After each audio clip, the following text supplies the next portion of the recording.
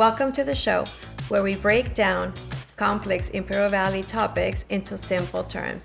My name is Ashley Contreras, and I'm the proud founder and executive director at Access to Thrive. I'm an advocate in the community for people with disabilities. And this is my team, Malik, Glasgow, and Jocey, Garcia. Let's get to know them. How you guys doing? My name is Malik Glasgow. I'm an artist, advocate here in the Imperi al Valley. I'm also the strategic planning director here at Access to Thrive. And I just like using my art and to inform the people, seeing, that everybody gets the information that they're needed. And thank you for being here. Glad to be here with you guys. Well, I'm glad to be here too. My name is Jocey Garcia. I am a political scientist, and I'm also the senior political strategist at Access to Thrive. I'm also a huge advocate here in the community, for any kind of injustice out here. So I'm really happy to be here, and, thank you for having me in your show. Of course. So what is Access to Thrive? Access to Thrive is a nonprofit organization that mission is to help people with disabilities by enhancing the quality of life, helping them with access to resources. And it was funded through my experience of some of the things that I went through after becoming paralyzed from the chest down from a car accident a couple years ago, and my experience here in the Imperi al Valley. So before we get into more of what Access to Thrive is, I want to hear about Malik and Jocey and how did we end up together? Like, how did that happen? We're all so different, different from each other. Yeah, for sure. Definitely different people. Well, I'm here as how we got together. Let's start with how did you end up in the Imperi al Valley? Okay. Well, I was born in Virginia. I'm a Virginia native. I migrated here when I was 11. My father was in the military, so we stayed at the Navy base. I went to Sealy School, went to Southwest, graduated from there, went away to play some football. Louisiana, came back here, and that's how I got into the Imperi al Valley, So. What about you, Jocey? Well, I'm also not born and raised. I'm from Las Vegas, Nevada, born over there. Unfortunately, I'm a product of deportation. That's part of the rich history of the Imperi al Valley. So when my mom was deported, she was transported to Mexicali, where we knew we had some family. And so that's why we moved from there to here, and just started living that border life out here, where I had to cross to go see my mom, going to school here. And that happened when I was 7. It started when I was 7 years old, but when I started here in the Imperi al Valley, I was like in 6th grade. So from 6th grade and on, went to Southwest as well. Moved to San Diego a little bit for my last year of high school. So I didn't graduate from Southwest, but I did go to Southwest. And then I came back because it's expensive. It's expensive to live everywhere else. And at the end of the day, this is where I grew up. So this is kind of home. That's why I'm back here, So what was the difference of you being in high school here and then your experience in San Diego that last year? How was the experience? Well, my experience in general is very different from most kids out here. I grew up without my parents at home. So my mom was in Mexicali. My dad was seeking opportunities elsewhere in California. So I just basically grew up with my siblings, and that gave me a very different, lifestyle than most high school kids. So I grew up my first 3 years in an apartment here, living with my 3 siblings.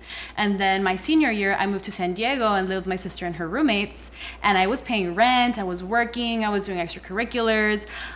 So that was my lifestyle, which isn't the story of a lot of kids, A lot of seniors in high school. Yeah, most seniors in high school work for themselves, not to pay rent. But that was the difference in my experience. And San Diego rent. Yeah. Exactly. San Diego rent. Exactly. But yeah, that was my experience growing up. I've been, working since very young. And yeah, that was my experience here. in the Valley growing up. So I'm a little bit of an outsider. I don't know if you guys kind of feel like that. Malik, what was something that impacted your life in the Imperial Valley? Something that you're like, oh shit, like this is something that like I carry with me, or something like that. I think the people is something that I take with me. It means a lot to me. The people here definitely mean a lot, especially like I said, I'm not from here, you know? So the only actual family I have is my immediate family, my little sister, my mom, my pops. That's it. We don't really have no family here on the West Coast. All my family's back east. So like I said, coming out here like that, I know the way the Valley is made up is everybody here is pretty much family. You know, everybody's related to somebody, or if I'm not related to you, I'm related to that person, and you know that person. So it was very different coming here. But honestly, everybody, like I said, I got shown a lot of love. My family, we really got embraced by the community out here, friends at school, just everybody. Honestly, like I would go to my friend's house, call their moms, you know, call their pops, because that's really the kind of love that the people here on the Valley spread. They really love on you. And I think that, you know, also that has to do with, you know, who we are as people, because, you know, like, I don't know, they gravitate towards different energies, you know? So like you said, coming from a different place, having a different experience, and talking to people like that, you know, talking to people with that difference of experience, that different perspective, maybe draws them, you know? So maybe that's what allowed people to, you know, to be more receptive to me and love on me. So yeah, that's one of the things that really I take with me everywhere, you know, because no matter where I've been, I know that I could come back home and I know there's love here, you know, like regardless of what people say about the Valley, I know that everybody who left, like, you know, you got family, you know, if anything goes bad, wherever you're at, you can always come back home. And if not your immediate family, your friend's mom that you grew up with, you know, your friend's Thea or whatever, somebody's going to take you in and love on you and help you get corrected. So that's what I really love about the Imperial Valley. Yeah. What about you, Jocey? What is something that was like very impactful that you carry with you from the Valley?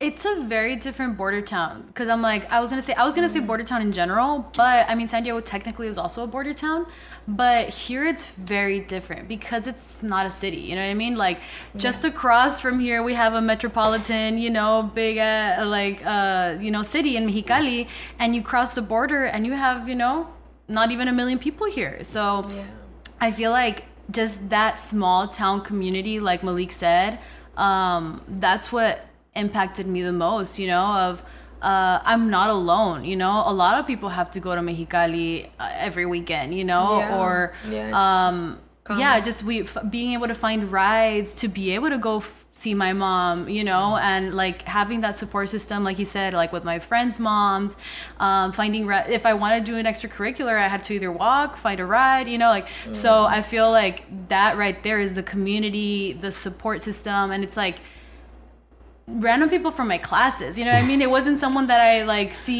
would see every day or talk to every day, but it's just kind of like, hey, do you think you can help me out? And they were like super down, you know what I mean? Like I feel like that is what the Valley is the support system.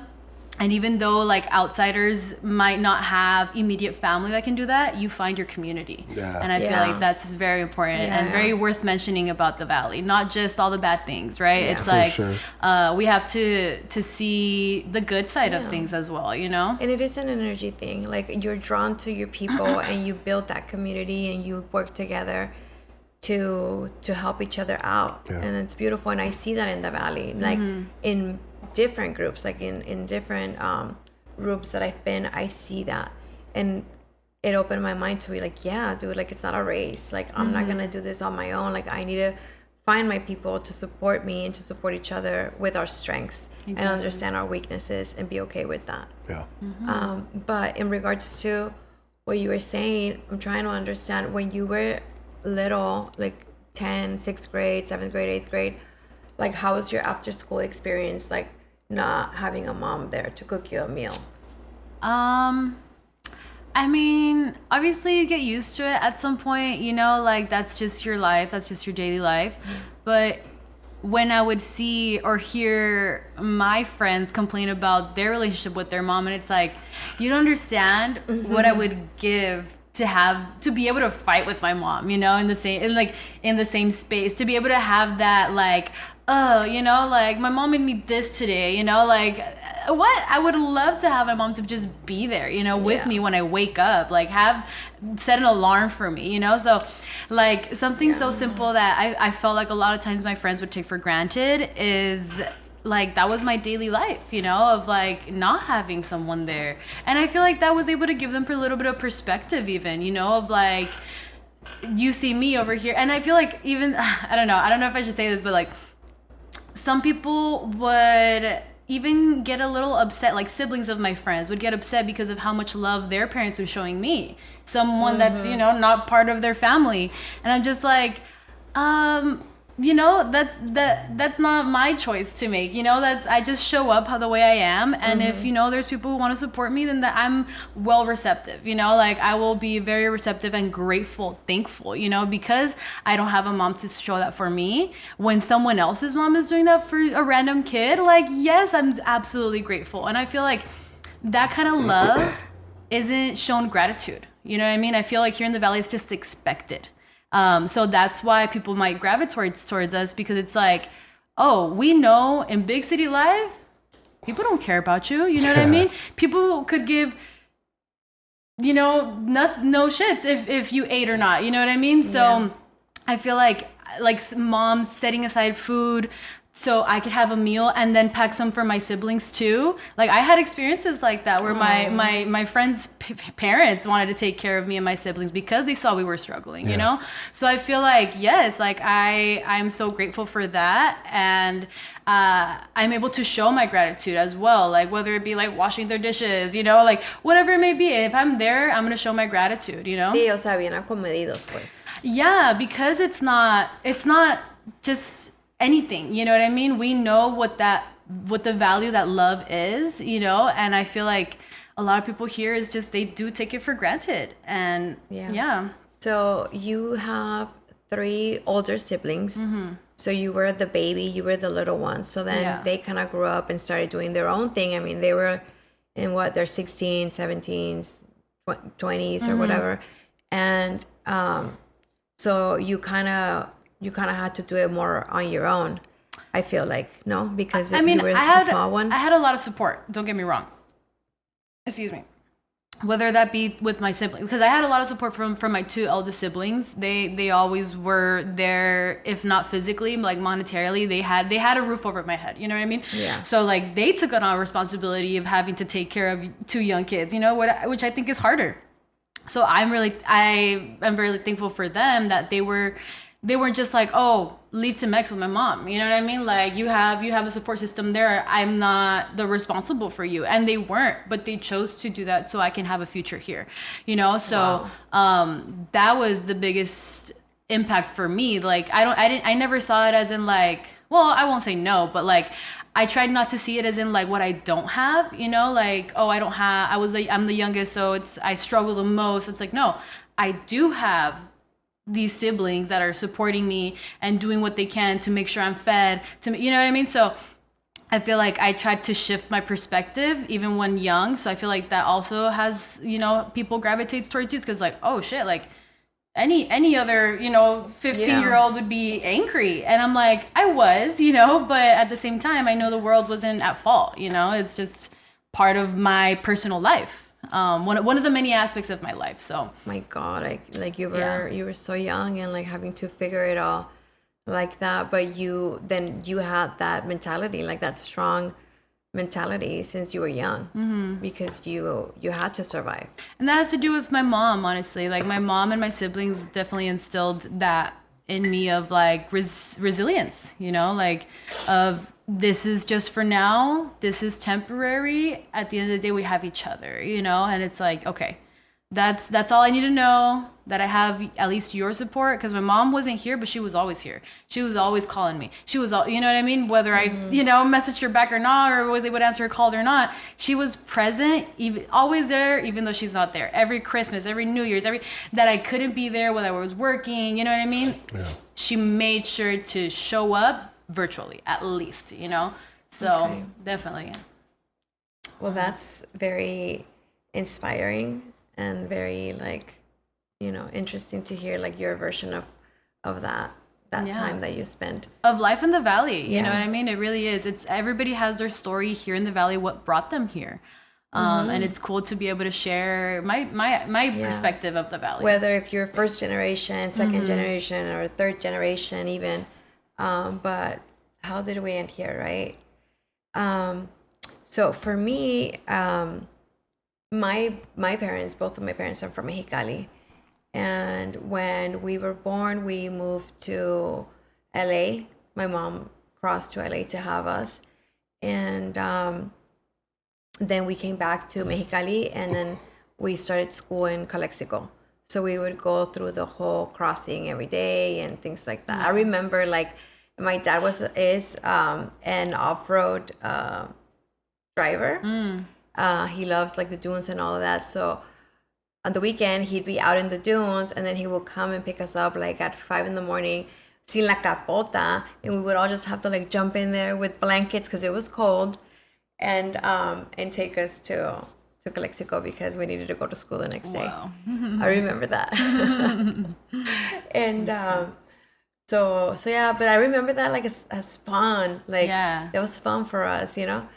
Y llegábamos a comprar tacos en la línea siempre. That was our breakfast.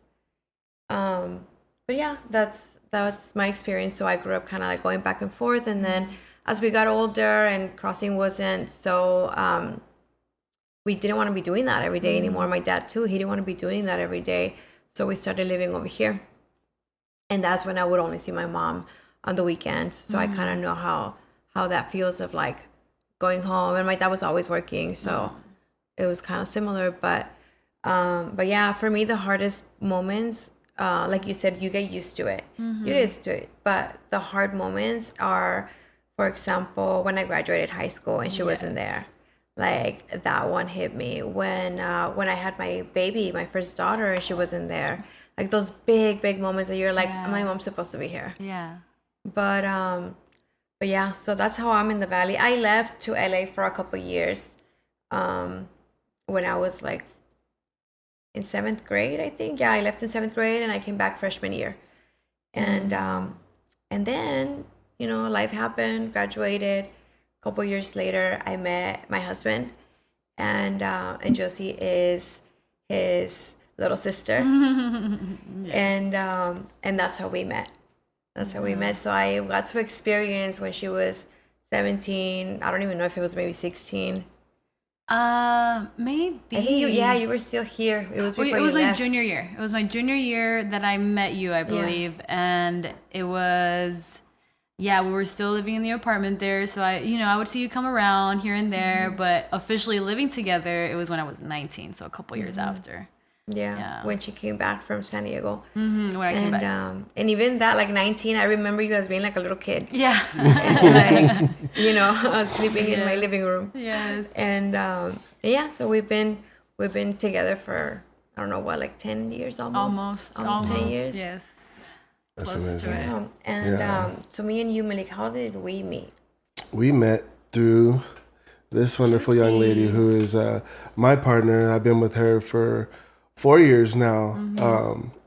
Yeah, we met, and I thought she was wonderful, you know, very intelligent, had a lot to offer, you know. She, you know, a good opposite for me, you know. I see that. Which that's also positive and can be not a negative, but it could be a growing opportunity as well, you know, because we are so different. Because we are so different, you know, her contrasting view on a lot of things, the way that, you know, I was raised, and just, like, I don't know, the way that she was raised, the way she was brought up, you know, we have very contrasting views on certain things, you know, but all in all, like, we do agree on, like, a lot of the core values and stuff like that. But it helps to keep an open mind, you know, like, she's definitely helping to expand my mind and viewpoints on a lot of different things, you know. So yeah, I cherish her, and being with her through this time is how I met you, you know. I met you before the accident, and then, you know, like, we've been here since then. So just seeing, you know, everything you've had to go through with getting resources and everything like that, you know, It's been a process. It's been a journey, you know. It really has been a journey, and I'm glad to have been here to be able to support you in any way that I could, you know, to support you in any way that I could, and for you also guys to support me, you know, because it's been like a awesome opportunity to learn, like out of a horrible tragedy, you know, like came this, you know, which has got us engaged in, you know, so many different other areas that I would have never even anticipated, you know, so. Yeah. Exactly. I think this definitely like motivated us to actually go out there and do the work, you know? It wasn't just like, I've always been, you know, an advocate and whatnot. And like, yeah, my social media has a lot to do, like just the way I am, what I talk about, that, you know, is in one way, one aspect of me, you know, that I do my activism, but this is just going bigger, you know? And I feel like, thank you for giving us that platform and being able to expand with you, you know, because this type of advocacy basically doesn't exist here in the Valley for people with disabilities. Like, I've never seen it, and it's unfortunate that it had to go to this for something to happen to you for me to actually be able to see it. You know what I mean? Although it's unfortunate, it is fortunate that now we're able to create that, you know, out of something that doesn't exist. It's like, okay, whoa, it should exist, you know? But yeah, I think it's awesome that we're able to be here together and doing this. Yeah. Well, from what I captured, I understood that you guys are opposites, complete opposites, but opposites attract. And from being with you guys, I totally see it. Like, you guys complement each other. And I've told Malik that, like, you're so different, but everything that he doesn't have, you have. And everything that you don't have, he has. So you guys really do complete each other. I agree. I see it. And then after that, we moved on to how we created this, right? And then the platform and stuff. So I want to say thank you guys, because if it wasn't for you guys, you know, being there with me through everything, I would have never like done anything like this. So you inspired me with you like telling me all these stories and bringing to me all these facts and numbers and graphs and things. It got me inspired and it got me motivated, and I'm like, hey, I want to know more, you know, it's interesting. And I mean, I feel like God, everything that I'm doing, I just trust God. So I'm just following the lead, and whatever I feel that feels right, like that's the route that I take. And I think that creating this organization is definitely something that feels right every day. I love what we're doing, and I love where we're going. And Access to Thrive is, like I said, an organization that helps people with disabilities find resources.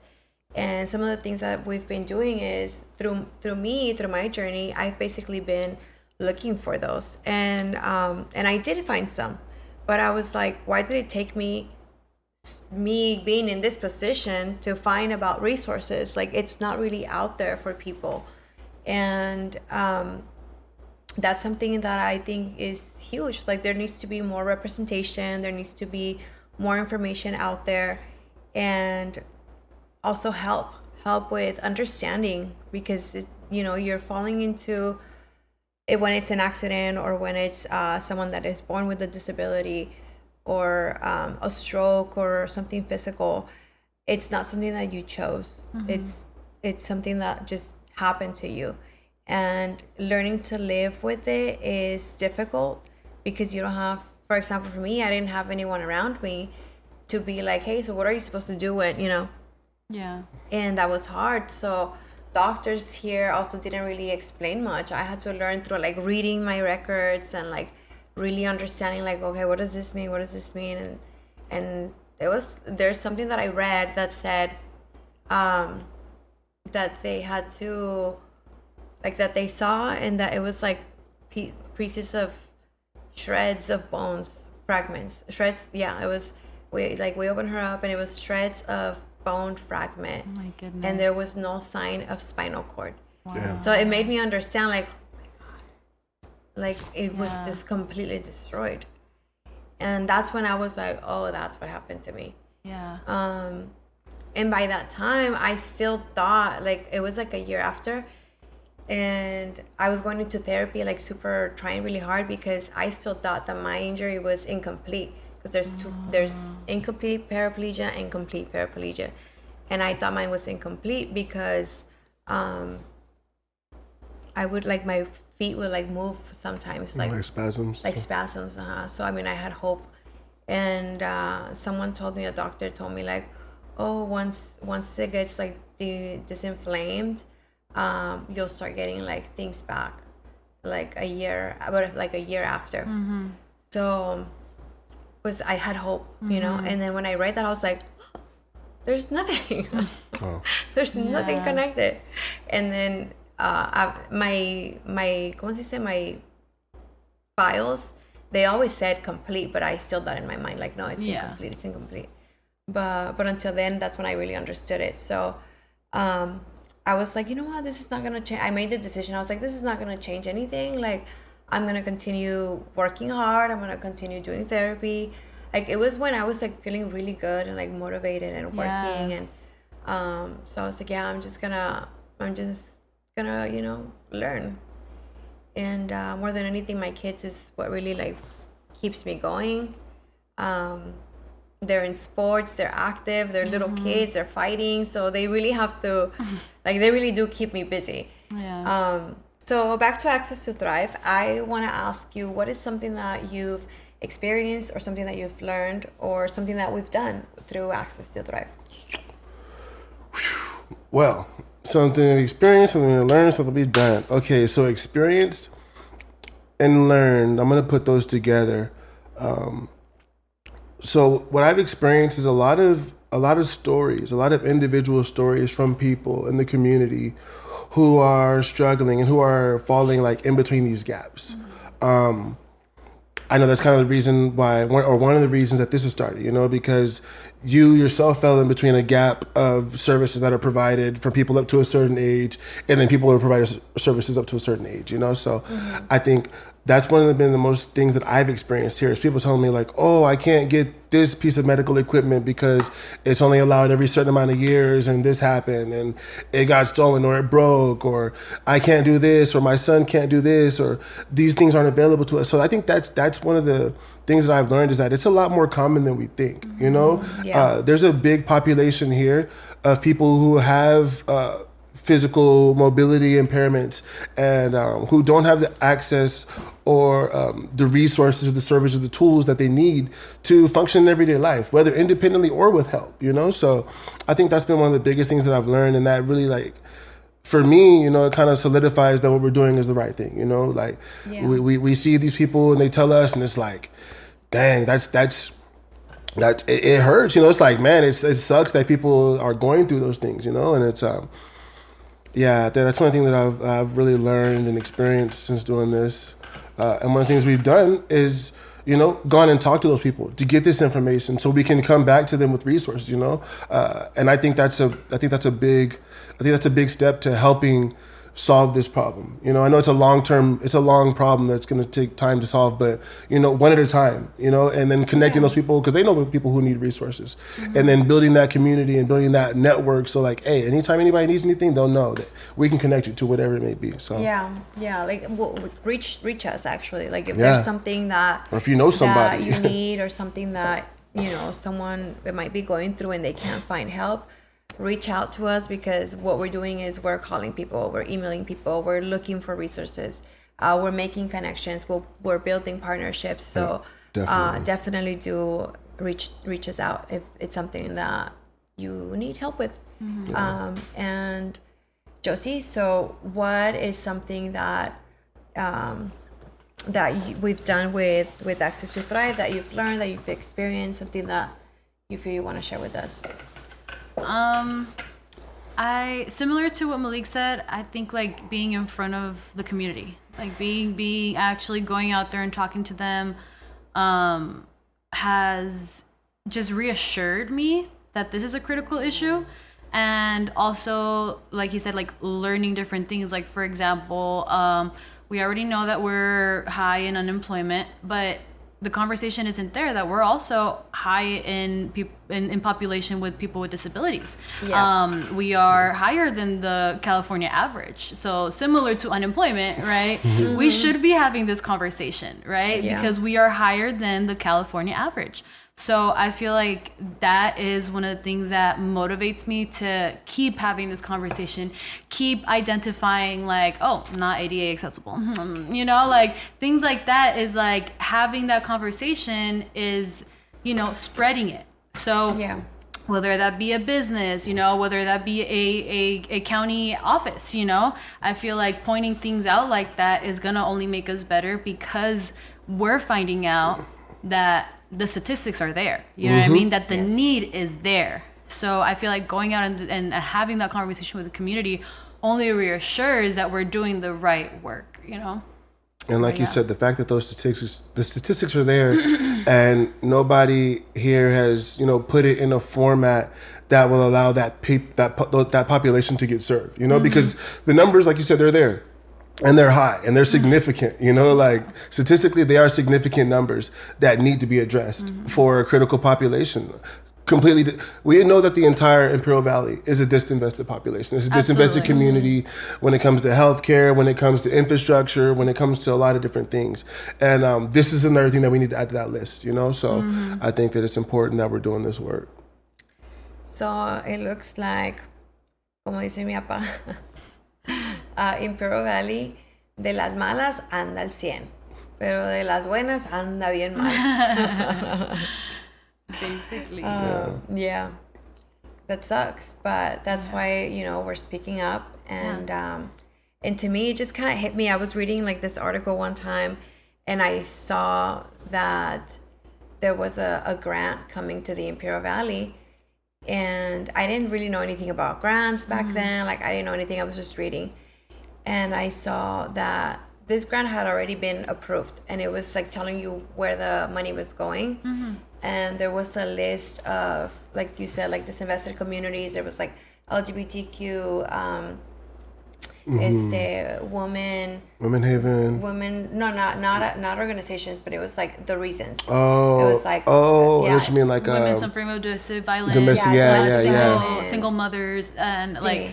I get what you mean. Children. Yeah, foster youth. Okay. Y había varias de estas, y no decía people with disabilities, like nowhere. And I was like, what do you mean? What?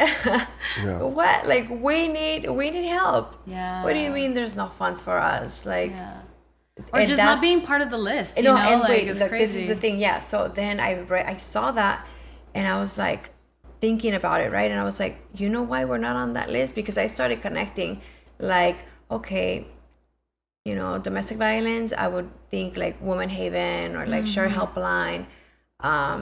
Organizations that already exist, yeah, right? Is what you mean? foster youth, Gaza, and things like that. And I was like, we're not on that list because there's no one representing us. That's why we're not there. Because there's no one saying like, hey, we need funds too. Like, we got problems too. And that's when I was like, oh, okay, so I need to start speaking up because I know that I'm not alone, and I know that what I'm struggling with is not like, you know, it's a little unhuman. Like, it's sad, you know, it's hard times, it's difficult, a lot of difficulties, and I know that a lot of people are going through that right now. So that's why I was like, no, we need help. Like, we need help. And that's what like really pushed me to create it.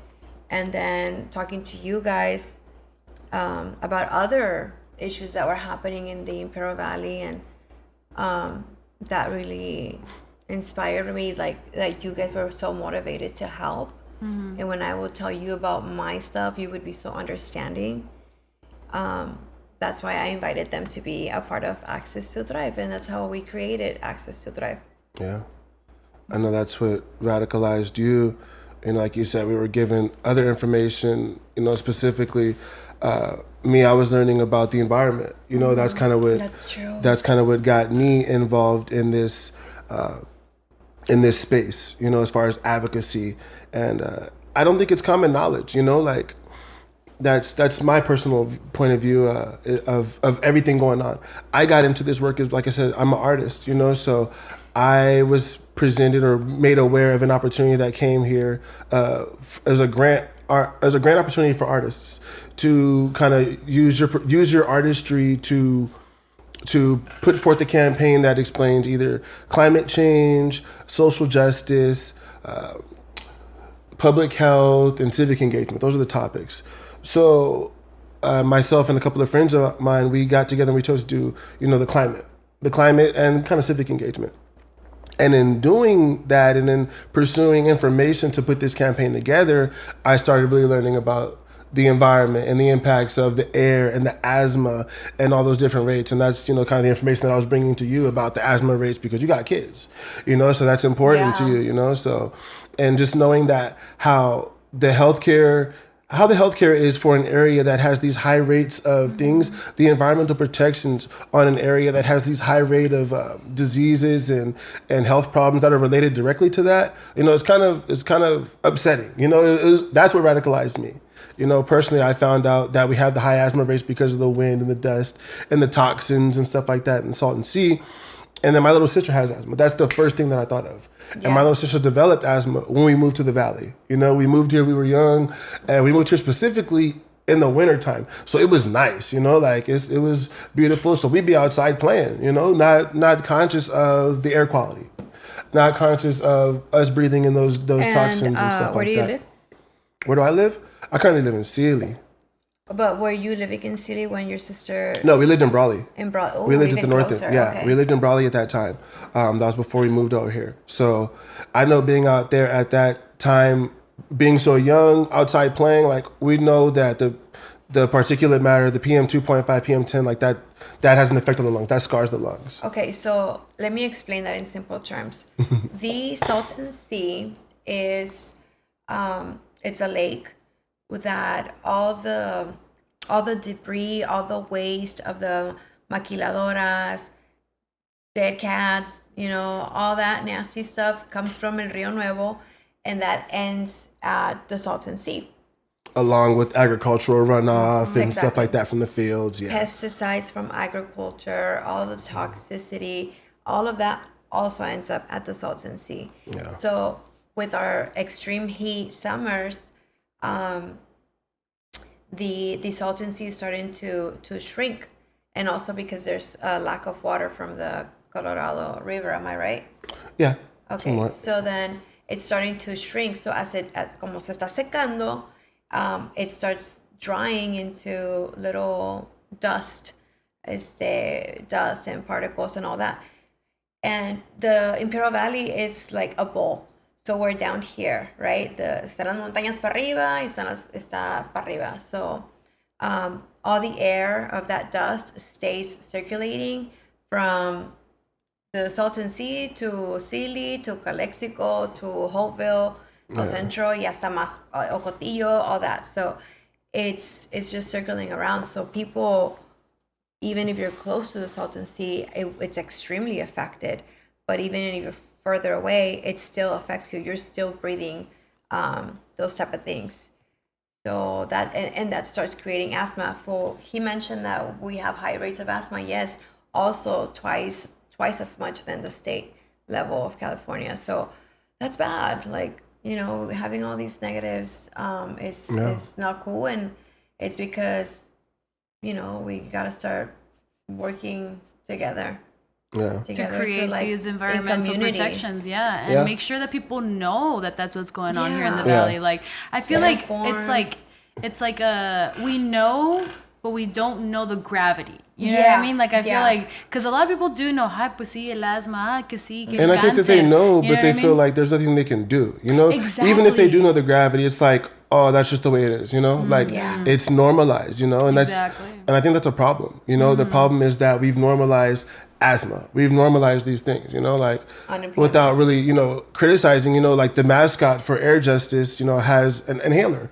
To me, that's not really indicative of something we want to normalize. We don't want to normalize kids with asthma, so I just think that from the top down, You know, that creates the mindset that it's okay for the people, you know, like this is just the way life has to be. And it doesn't, you know, there doesn't have to be a lack of resources for people with disabilities. There doesn't have to be a lack of resources for people or lack of protection for people who work in the fields. There doesn't have to, like, you can ask for these things, you know, we can ask for those things, you know, like this is America, you know, like we choose who we want to be in office, you know, and they should have policies and things in place that reflect the wishes of the people. Exactly. And I think that being in an area like this where people, you know, we don't really use our voice, we get taken advantage of. Yes. You know, and I think that also comes with, you know, the way that the valleys come about, you know, but that's another topic for another day. But just overall, like... No, you have a good point. It's very interesting because, yes, people right now, I feel like just go with the flow. There's elections. They're trying to keep their head down and work. People trying to survive, bro. People are trying to live. Like, they don't really care, right? But I feel like, you know, the ones in the campaign, they already know who to target because they know who's going to vote, right? Mm-hmm. So the rest of there's a huge percentage of Imperial Valley residents that don't vote. So the same people keep voting the same people. I won't say, like, you know, consistently, I mean, but there's a pattern for sure. We can say it is the way it is by design, you know. It's not by accident. So, and I think, I mean, a lot has to do with our demographic, our language barriers, you know, I feel like all those are part of the system. Yeah. Lack of transportation for people with disabilities, or for anyone. For people, you know? In general, definitely, But, you know, sure. Like if there's no transportation for able-bodied people, then how are we going to try to promote, you know, for people with disabilities? So it's like we have to solve the whole structure, redesign the whole structure for it to be a prosperous life here, you know, or at least a dignified life out here, you know. Hello. So that definitely, yes, like it is part of everything, you know, like the demographic, the structure of the way of life out here, you know. So it might sound like, oh, you know, we're not here trying to like encourage, like, oh, you know, go vote, because there's not even like elections right now. It's not that type of video. But we're just saying, like, people get informed. Please, like, start getting informed, start paying attention, because there's, like he said, like, you have a voice, and with that voice, like, you can make change, and that's what we're doing. We're like really voicing our concerns to make a better Imperial Valley, and that's by choosing the people in power, starting with like school board, and then, you know, your city mayor, and then moving up. But we get to choose that. We get to choose who is going to decide for our best interest as and you got to make sure you know what those best interests are. You know, you got to make sure that you're informed. That conversation needs to be had. You got to be informed so that you can make decisions that reflect your needs, you know? And I think people don't accurately make those decisions because that information is not given to them, you know? So I think that's one of the things that we definitely want to do too, is, you know, give people information, at least better information or complete information, so you can make a decision that's going to directly affect you in the way that you want it to, you know? So you're not thinking like, oh, I want to vote for this policy or this person because they're going to do da-da-da-da, but when in reality, it might not be in your best interest. So we want to just make sure that you have all the information to make whatever decision that you want to make for yourself and your family, you know, but make sure that you're informed, not just, oh, because I know this person's name or I know this person's name, know what that's actually going to mean for you, you know, and your household. Right. Yeah, so I think that's important. So we're going to be breaking down, like he said, like, get informed. We are going to be trying to inform as much as we can, the things that we're learning. We're in these rooms, we're in these meetings, and you could be too, you know. They're open to the public. So, and if there's anything you want to know, if there's anything specifically going on in your communities that you're unaware about, you know, or that you want more information on, let us know, you know, leave us a comment, reach out to us, and we will go and talk to the people who have that information. You know, if we don't have it, we'll go get the information, we'll bring it back. Yeah. And the goal of the podcast is to explain to you guys what we're learning in simple terms. So there's words out there that, especially me, because I'm learning, and I feel like there's articles that are just like really long, and I know people don't have the time to be reading all that. And sometimes it's just like bullshit for the first two paragraphs, and then it gets good, and people don't even get to that. So people are just reading captions and reading headlines, and when you actually read the article, it's like, whoa, like this isn't even, it's not true. So we're going to be able to read policies and simplify that to give you guys the information for you guys to be informed. And right now we're definitely in many things happening, but next episode we're going to be talking about the lithium industry. So it's going to be explained in simple terms. So if you want to learn more about that, you feel like, you know what, I hear about it, but I don't really know what it means. I don't really know what it is. But you want to learn, watch the next episode, because it's going to be a lot of information. It's going to be interesting. It's going to be very juicy, for sure. And it's very, very informative. Yeah, for sure. Yeah. For sure. Anything else that you would like to add? Just I'm glad to be here with you two wonderful, intelligent women, to be able to give this information to the people. Thank you all for tuning in. Like I said, if you guys have any questions, anything you want from us, any information you want to get from us, reach out. Let us know. If you want to potentially, come and talk to us, or if you're an expert in your field, reach out, and we'll see what we can do to have some meaningful conversation, about our community. That's what this is all about. This is really about engaging and informing our community. We want to make sure that we stay on topic of that. Yeah. So, if you have something that you want to add, that you want to contribute, that you want your community to know, let us know. Thank you guys. Yeah. And Jocey?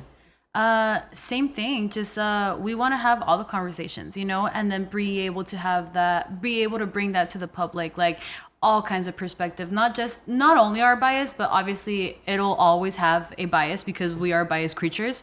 But I want to be able to have conversations with people that don't agree with me, Same. And only that way we will learn together, just by sharing perspectives, by like, okay, some people see it this way, some people see it this way, this is my take on it, and I feel like being able to explain that to people is going to be the best way that they could grasp what's going on. Community really can grasp, not even just that. We're not trying to convince anybody of anything. No. We're just trying to present information. So like we said, the community can make a decision with the information given that's best suits to your interests, so just like we did today with some of the percentages on the high unemployment, the high asthma, the high people with disabilities. It's gonna be something like that, where we kind of give you guys facts of things that we've already seen out there, and it could be any subject, it could be whatever you guys want to tune into.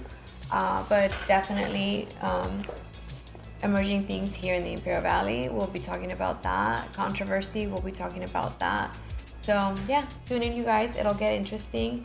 And this was In Simple Terms.